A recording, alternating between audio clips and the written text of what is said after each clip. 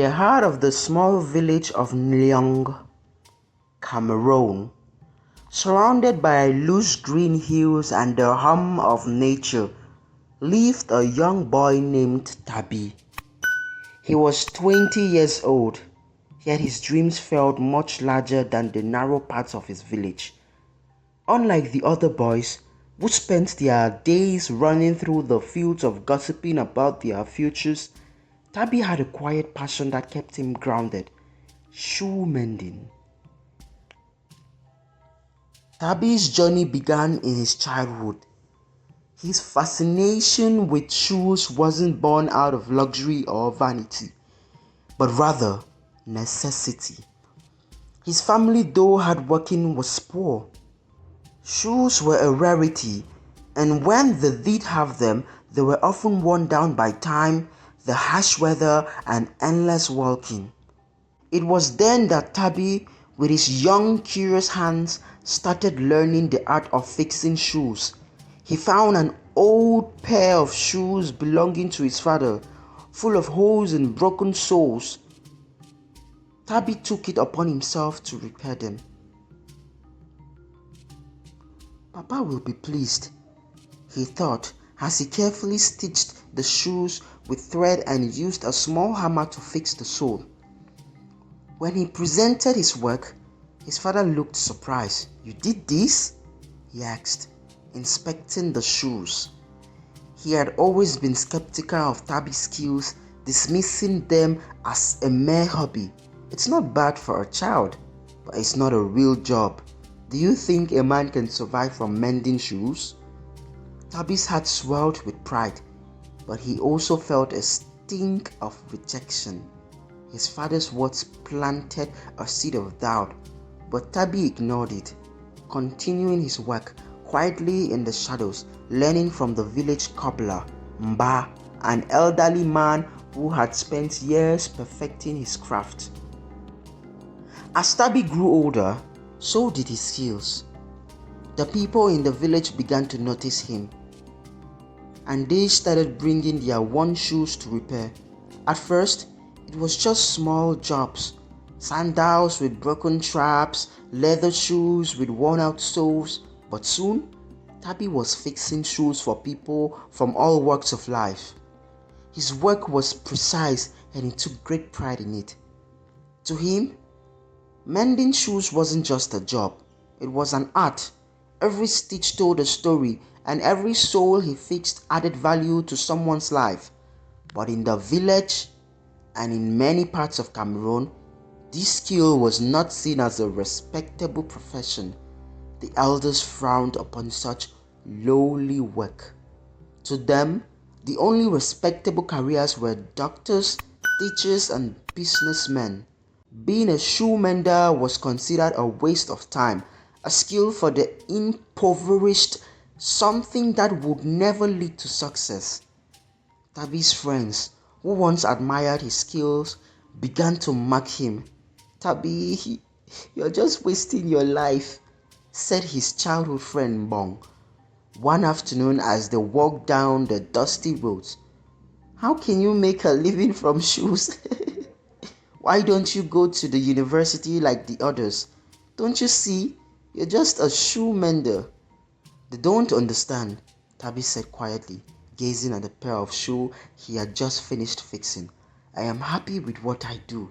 I don't need a classroom to know what I am capable of." Bong laughed derisively. "Happy? No one will ever respect you, Tabi. You will just be another poor man with a hammer and a thread." Despite the mockery and the unspoken pressure, Tabi held firm to his passion.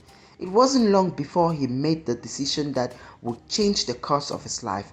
He dropped out of school to pursue his craft full time. The day he told his parents, his father's anger was unbearable. "What is wrong with you, Tabi?" his father shouted, slamming his fist against the table. "You are throwing away your future for what? A useless trade that no one will ever respect you?" But Tabi's had already made up. His mother, who had always been gentle and loving, wept quietly, We've given you everything, Tabby. Education, opportunities, and now you're throwing it all away? Do you really want to live in poverty forever? But Tabby's heart was already made up. I am sorry, Mama. Papa, he said softly. I have to follow my passion. I will make this work. The next few weeks were filled with bitterness. His father, in an effort to make him abandon his dream, would gather Tabby's tools, his needles, threads, and leather and throw them away, saying, "This is not a job for a man of your caliber. You're meant to do something greater." But Tabby persisted. The more his parents resisted, the more determined he became to prove them wrong. He spent his days working on shoes and his nights contemplating his next steps. It wasn't easy, and there were many moments when doubts crept into his heart. Was he making the right decision? One evening, after a long day of work, Tabby's mother approached him, her face lined with worry. "Tabby, please," she begged. "You are all we have. Don't destroy your life like this. You are a bright boy. Don't you see? You can be more than just a shoe mender." Tabby shook his head. "Mama, I understand you want the best for me, but this is what makes me happy. This is what I am meant for." The tension in their house grew unbearable, and after a final confrontation with his father, Tabby was driven out of the house. "If you choose this life, you can't live under my roof," his father declared coldly. Tabby left the house that night, heartbroken but resolute. With only his bag and a few tools, he wandered the streets, unsure of what would come next. He found solace in the company of other shoe menders, Muslims and Tupuris, who, though through different communities, shared the same passion of their craft. They welcomed him and shared their experience and taught him new techniques. Yet, despite the camaraderie, Tabby's loneliness grew. He had lost his family, his friends, and the girl he loved. Amina, his childhood sweetheart, who had once supported him, now turned away. "Tabby," she said one evening, her voice trembling, "I can't be with someone who has no future. I need stability. I need to know that I am not walking down the road of poverty." "I am sorry, Amina," Tabby whispered, his heart breaking. "But this is my passion. I will make it work. I will prove everyone wrong." And so, he continued to mend shoes on the streets. The days were long, the nights colder, but Tabby never gave up. His hands became faster, more precise, and soon people began to take notice. They brought their shoes to him from far and wide. Now, not just near, but worldwide. Word of his skills spread, and though he was still poor, he was beginning to build reputation.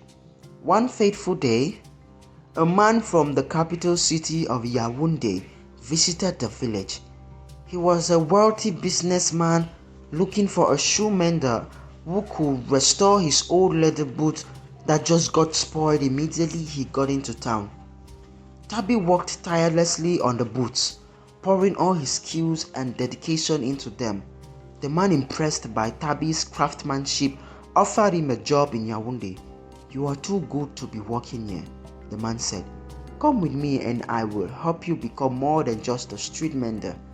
Tabby hesitated, his heart still tied to the village, but with the man's encouragement, Tabby made the decision to leave the streets behind. He traveled to Yaoundé, where he honed his skills, learned more about shoe design, and worked for prestigious companies. His name became known across the country and soon the world. Tabby's journey had come full circle. He had followed his passion despite the hardship, and now he was recognized as one of the best shoe designers in the world. He traveled the globe, teaching people, young and old, the importance of learning a craft, of following their passion, and the value of skills that many overlooked. In time, Tabby returned to his village. His parents, once skeptical, now looked upon him with pride. His mother wept tears of joy, and his father, who had once called his dream foolish, finally embraced him. "I was wrong," Tabby, he said, his voice breaking.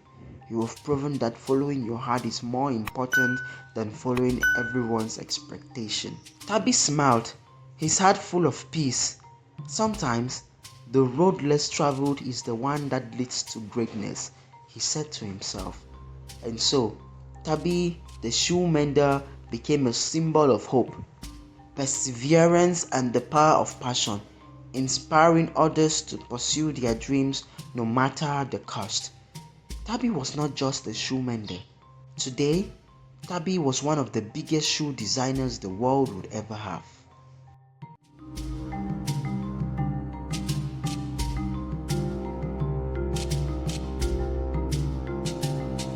Please subscribe to watch more of our videos. Thank you.